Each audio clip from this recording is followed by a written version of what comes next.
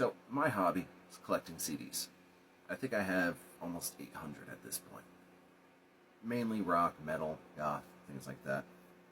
But the hunt is what I love more than anything else. You know, going to a new thrift store, CD store, whatever, and just spending an hour, something, 2 hours scanning things that you've never heard of before.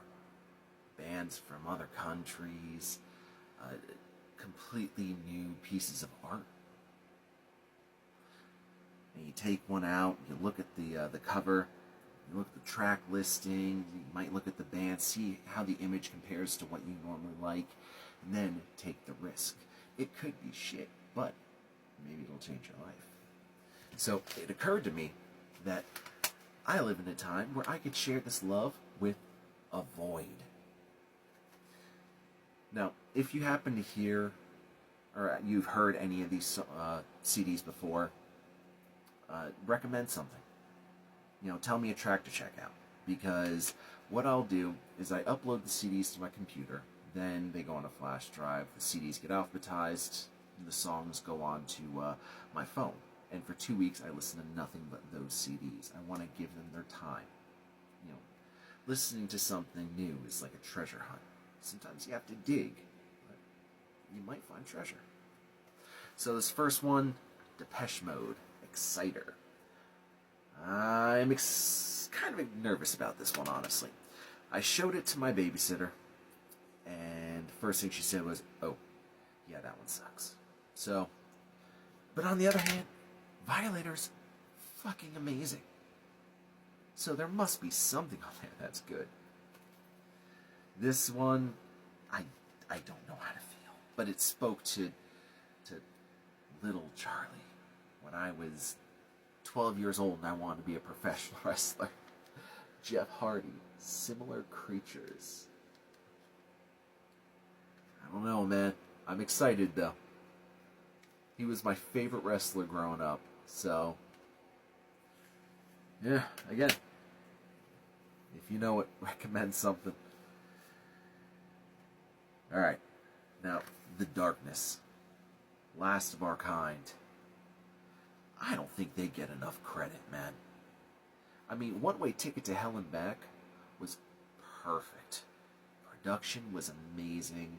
It felt like listening to, like, Queen, which makes sense because Roy Thomas Baker worked on One Way Ticket. I know some people consider them a joke band because of I Believe in a Thing Called Love, but really, if you haven't checked out The Darkness, just dig some of their stuff up. I don't know how this one's gonna be, but I've got high hopes for it. I mean, Justin Hawkins still sounds good. The band has always been tight. And the first song's called Barbarian.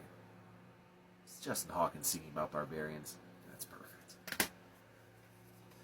Starwood. If it ain't broke, break it. So, I remember checking this out when I was in high school. Now, downloading was just starting to really become a huge thing. So I downloaded Subculture, If It Ain't Broke, and I think All My Girlfriends Have Boyfriends. And I was always a Lizzie Borden fan. He has one of the most unique voices in metal. And I love glam rock. T-Rex, Sweet. I really think that was a shining moment in rock history. So Lizzie Borden singing glam rock, awesome. And cool little fact, they're called Starwood in honor of Starwood in LA. This I've never ever heard of. Sacred Mother Tongue, Out of the Darkness. Now they're on The End Records, and The End was always really cool when it came to like underground metal and rock. So I'm excited to check this out. And the song titles are pretty cool. Demons, Bird in Hand, Seven, Pawn, Bleeding Out. Yeah. Last, Judas Priest. Yes. 98 Live Meltdown. I think Ripper Owens was a perfect replacement for Rob Halford. And it is a fucking shame that they don't do any Ripper stuff live nowadays. Because I would love to hear Rob Halford sing Burn in Hell.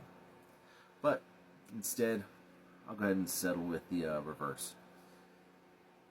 Ripper singing Metal Meltdown, Nightcrawler, The Hellion. Yeah, that's going to be a good one. So again, if you have any recommendations, any tracks I should pay attention to, let me know.